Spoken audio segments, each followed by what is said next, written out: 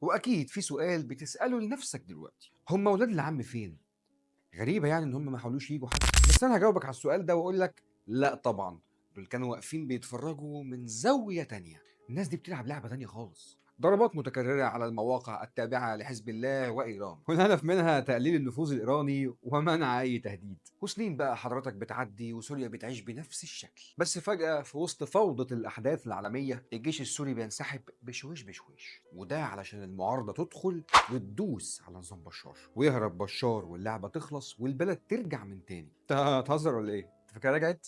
ما رجعتش ولا حاجه. طب ازاي؟ هنا بقى هيجي السؤال الكبير: هل اللي بيحصل ده تمهيد لسايكس بيكو الجديده؟ انت بتتوهني ليه؟ هي ايه سايكس بيكو دي اصلا؟ هقول لك انا. سايكس بيكو دي كانت اتفاقيه لتقسيم الشرق الاوسط بعد الحرب العالميه الاولى. سوريا والعراق ولبنان كانوا مجرد اجزاء من تورته اتقسمت ما بين فرنسا وبريطانيا، بس النهارده التقسيم بقى واضح اكتر من اي وقت تاني. هو مش رسمي، بس هل ممكن نشوف تقسيم جديد بيترتب، ولا اللي بيحصل ده مجرد لعبه دوليه لضمان السيطره على المنطقه؟